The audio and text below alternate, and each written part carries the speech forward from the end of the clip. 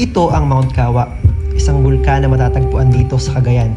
Parte ito sa kabundukan ng Sierra Madre at isa ito sa bulkan ng Pacific Ring of Fire. Naitala ang unang pagputok nito noong 1860 at nasundan naman ito noong 1907. Sa kabila ng ganda ng bulkang ito pa rin na isang potentially active volcano na maaaring sumabog anumang oras. Sa ngayon, ang bulkang ito ay bukas sa publiko para sa mga gustong akyatin ito at sa mga taong gustong makita ito ng malapitan. So, hi guys. So today, nandito tayo ngayon sa Mount Kawa. Yung spelling niya is C-A-G-U-A. Yung basa nila doon, ng iba, Kagwa. Pero based sa Cagayan Tourism Office, ang basa kanya is Kawa. Yan. So, tingnan naman yung view dito, guys. Oh, para ako nasa kung saang lugar. Para ako nasa multiverse ng Earth na responsable yung mga tao. Kasing ganda eh. So, ito yung mga kasama natin. Yan. So, oras ngayon ay 11:28 na. So, hinatid kami dito ng van after dun sa homestay. Kasi medyo malayo din siya. Parang may 1 kilometer din. And ang ganda ng view talaga dito. Parang dito palang busog na yung mata mo eh. Like, wow. Ayun yung lugar na yun. Ganda. Zoom natin. Ganda.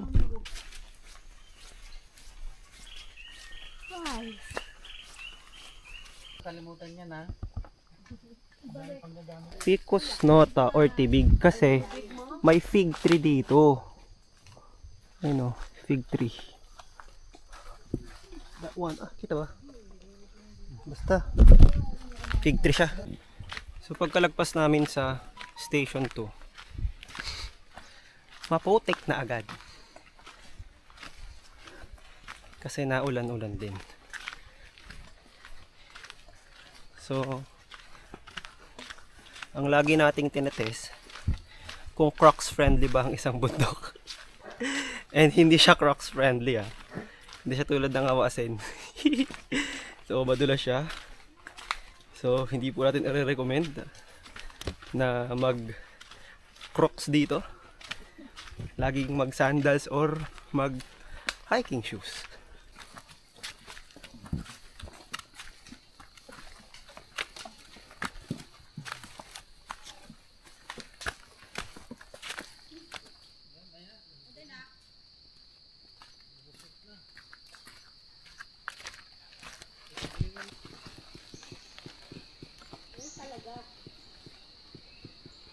Inhale.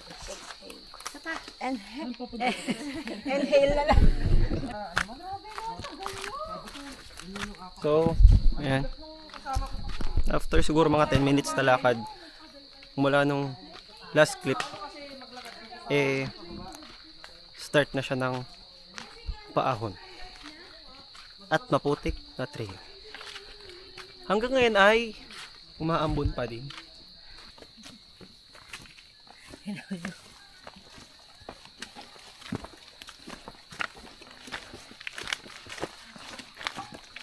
Welcome po sa Mount Kawa. Saan? Mount Kawa. So, reminder, huwag magsuot ng Crocs. Ako po ang inyong magiging guide at taga-try. Pwede nga ba umakyat sa Mount Kawa ng naka-Crocs, lalo pag maulan? Hindi po. So, madula siya. So, kung nakikita nyo yan, sobrang similar niya dun sa tarak, yung dinaanan natin, yung kinaskas ko yung paa ko. May nakakatusok. Yan. Yan. Katusok yan. So yan, mukha siyang yung sa tarak. At lumalakas na ang ulan. Bakit naman ganyan? Another bagsak na tree.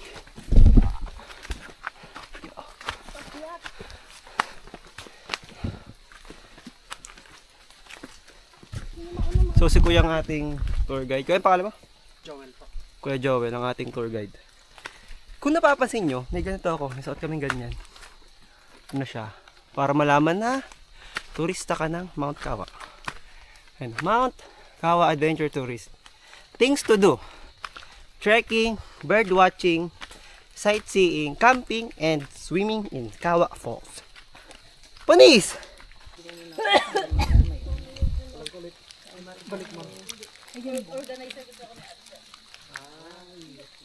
So, ito yung setup ng bag natin, guys. Ayan. So, naka-ano tayo. Waterproof na cover. Ayan. So, maganda to kapag, ayan, maulan. Para hindi mabasa yung bag nyo. Lalo kung yung bag nyo hindi waterproof. Maganda yung ganyan. Ayan, no? Kaso, yung nabili ko kasi hindi siya compatible sa bag ko. Dapat yung ang bibilin ko dapat yung may tali. Kasi ito, para to dun sa, yung malaki kong bag, yung ginamit ko sa pulag. Yung dapat yung para dito. Eh, yung ito, yung sa ano, ito, di ko siya nabilan. Dapat ito may tali. Kasi pag sinuot to, yun, gaganon siya. Kakala siya dun sa likod. Ay, sa harapan. Pampainit ng katawan pag ganito umuulan, sir. Nakakapula yan ng libig. Opo, pati nga ngipin niyo. Ay, yan pala yun. Oo, ito yun. Dami sa bagyo niyan, sir. Nga nga. Ano to kuya? Buwa. Nga nga. Tapos gawed. Gawid. Asan yung gawid? Itong green. Ito green. Ito yung gawid. Ito yung Apog yung rapog. Tabako. Tabako, tapos ito yung apog. yan. Ano to? Yung shell to, sir, na sinusunog. Yan pala Oh, yun. ito yun, sir. Ngayon, alam mo na, sir. Yes. Ay, okay. Salamat kay Kuya Joel. Kuya, anong pangalan mo? Michael sir. Okay, Michael. Mga nagbibigay sa atin ng kaalaman.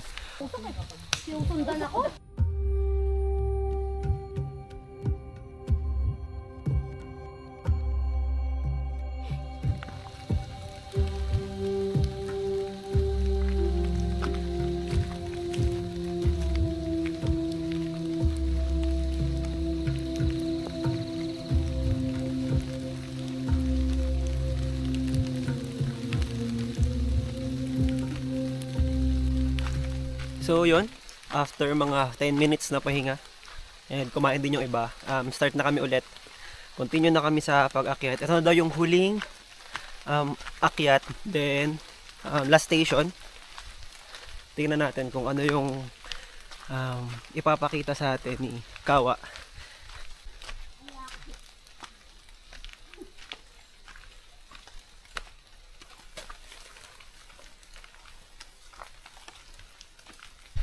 Sila.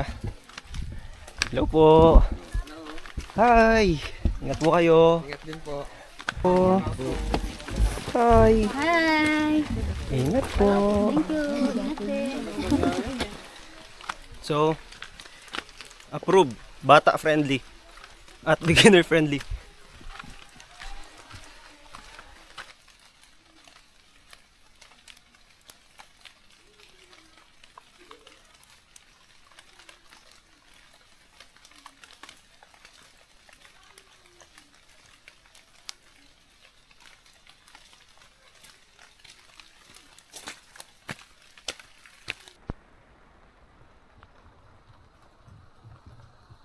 So, kung nakita nyo yung view natin, ito. And, hindi makalayo, medyo, naamoy na natin yung amoy ng sulfur, which is medyo amoy na bugok na itlog. Wow. Wow. Grabe ang amoy. Medyo, ang bango ah. So we're here at Station 4. Woo! Let's go! So ito pala yung red zone ng Kawa. So dito ay may mga limatic na daw. Ayan. So mabasa natin dito. Ayan. So Alimanawan red zone. So expect na may limatic dito. Pero ang ganda ng view. Kaya dyan yung mga limatic na dito? Ipakyat sir. Ah, ito! Ayan ah.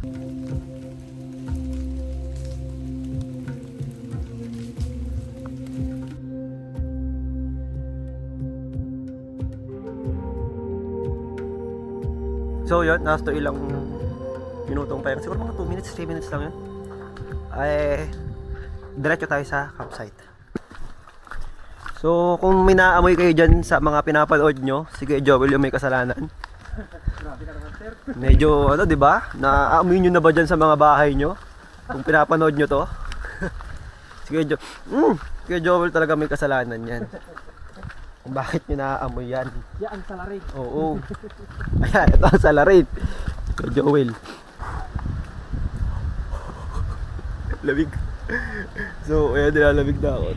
Naninigas na yung daliri ko. Ay, na to. Ang puti niya na, oo. Ito yung kulay ko, guys. Oh, ito yung kamay ko. Lamig. So, sabi naman ni Kuya Joel, hindi naman daw ganito kapag hindi maulan. So, kapag maulan lang na ganito kalamig. So, anong pipiliin nyo? Yung malamig na akyat o yung saktuhan lang? Pero para sa akin, goods ako sa ganitong akyat. Malamig. Para akong nasa ano ba? Hindi ko kasi siya pwede i-compare sa pulag. Siguro sabihin na natin para akong nasa loob ng kwarto ng homestay ng pulag.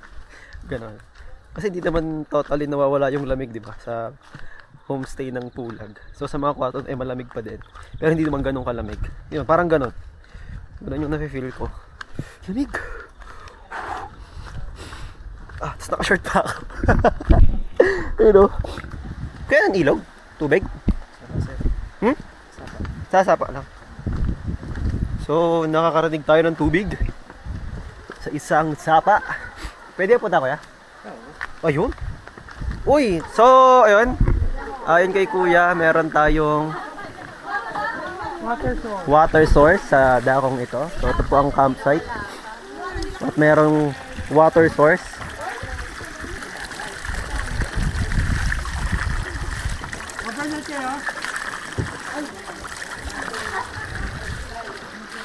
Tamis?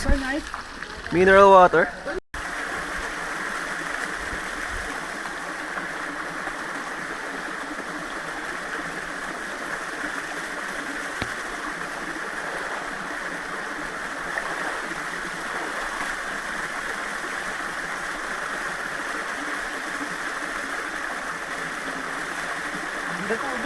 Lamig. Ayan na po at nakakaramdam na po tayo ng Papatay mo muna yung anak mo para dalawang kamay na magamit na madulas dito. Yeah. One hand lang siya eh. So, di ba? Hindi po prox friendly ang lugar na ito. Sige, tingnan po natin ang ating orga kung ano po ang mangyayari. Kitang-kita ng ating CCTV camera. CCTV camera action. Ay!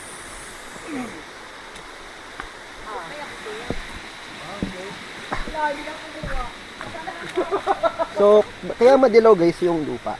Dahil yan sa sulfur na galing sa bulkan. Oh! Shucks! Ang dulas! Ang ganda-ganda na panahon kahapon. Bawal. Bakit ngayon umulan? Kasi daw po Friday kahapon. Hindi po Biyernes. O, di ba? Sabi sa inyo eh.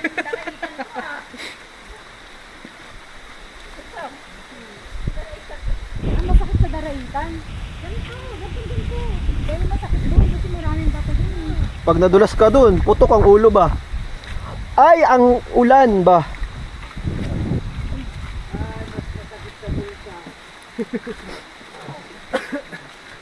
Ingat lang po ang lahat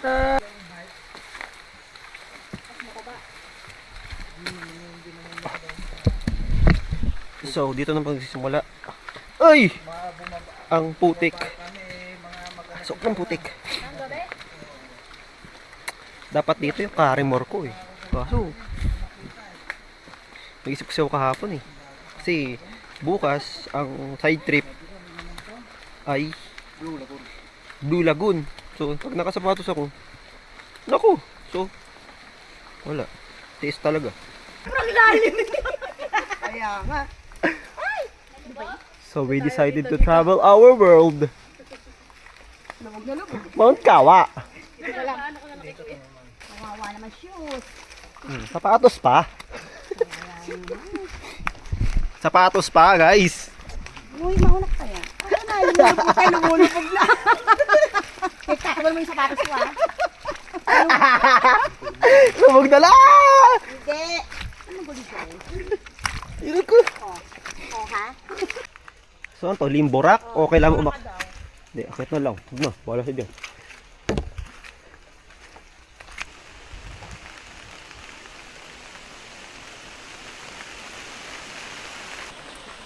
Ah!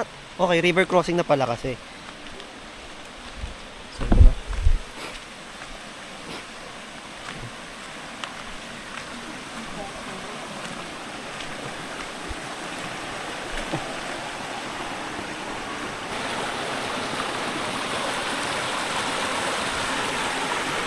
Para siyang kapigpig na tamis yung vibe ng gantong river crossing.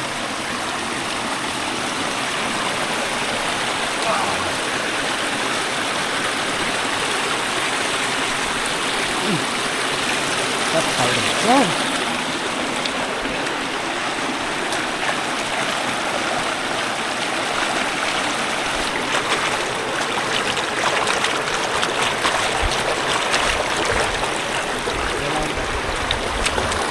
Ito lang sir. Kaya. Kaya tapak. Kapit naman yung crocs mo. Nagpalit ako ng battery. Kasi, nalabat siya. As in, what's that, man?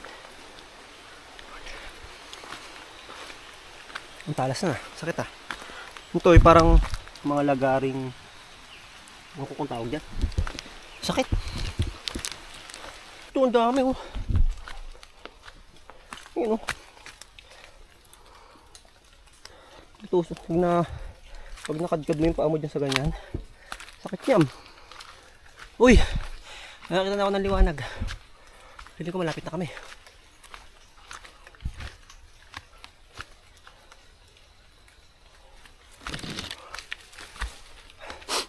Oh, wow.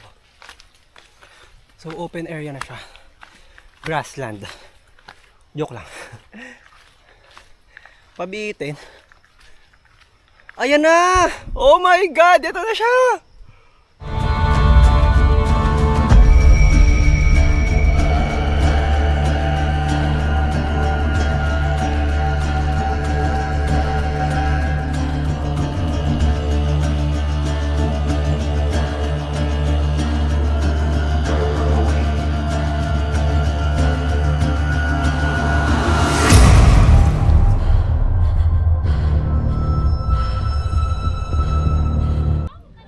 So yun. Dito may ayun oh, may usok na lumalabas. Nakita niyo ba? Hindi ko alam kung nakita niyo dito. Wah, may baga. May baga.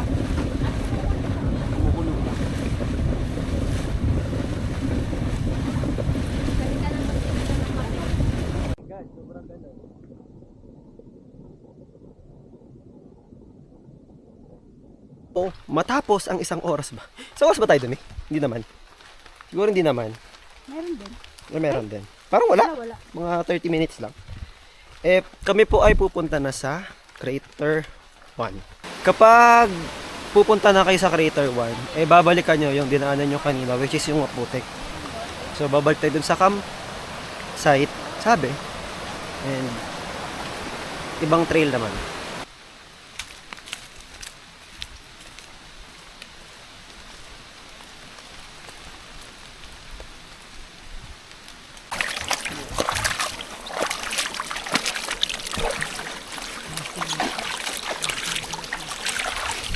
So yan yung camp site kanina. Doon tayo galing. Ay, doon pala. So, pumunta kayo doon. So, sa kami ng paa kasi ang lagkit. It's puro putek sa loob. Okay na. So, from there, Crater 2. Here yung Crater 1. Let's go. Sa putik na naman. Ayun, Sa putik na naman. Ano yun? Yan. Mga 5 hours kami naglalakad. 6.77. Pero di bali tayo nag-start. Siguro mga 6.9 na dapat yan. 7 kilometers na dapat tayo naglalakad. Sabi ni kuya, malapit na daw. Malapit lang daw pala. Hindi pala malapit na, malapit lang. Grabe naman yung ascend na yan. Ito yung wala kanina. Sandali. At biglang may ascend na. My goodness. Yun. Kita nyo ba yung usok na yan? Oh, yan na yun. Ayan na yun. Crater na yan. So ayan, may tali naman dito. Kaso naman kasi, kaya naman pala may tali. Eh, ganun yung aakyatin. Kailangan ng energy. So ayan po yung kasi aakyatin. Ayan, ito po yung makitid na daan. So, ayan po yung aakyatin. Ayan po, yan. Tagilid natin para maganda. Ayan. Kaya natin to. Pakita natin sa camera. Ya! Oh! Yo! Oh! Grabe naman to. Yo! Ayan.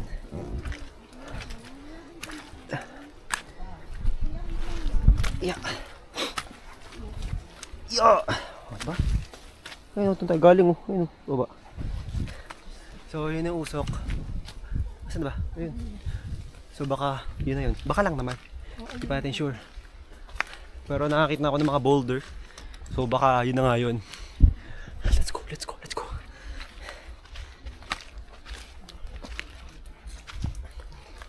Uy, may liwanag. Ayun na sila.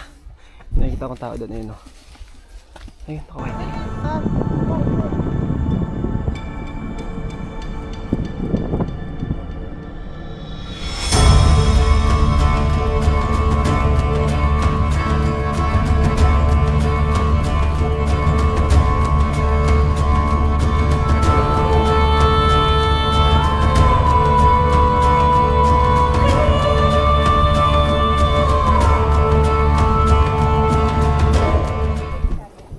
Kita nyo ba yung kumukulo na yan?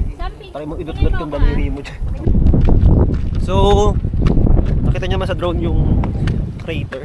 Saan ba? Ito ata pa. Hindi, ito. Ayun. Dun. Patay ba naman? So, ayan.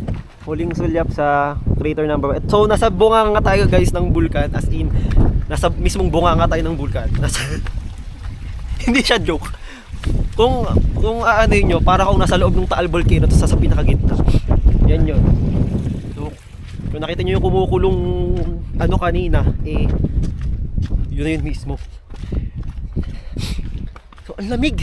Kahit nasa loob kami ng bulkan, ang lamig. Sobrang lamig. Ano, parang ano to homestay ng Pulag. Ganito yung lamig sa homestay. Diba? No? Parang ganito yung homestay. Ganito yung lamig lang. Ayun o. Yun man yung kulo niyan o. Ayan pa. Ay, kanina no. Ayan. Mas malakas yung kulo niyan. Nabuhay. Oh my God! Ang lamig!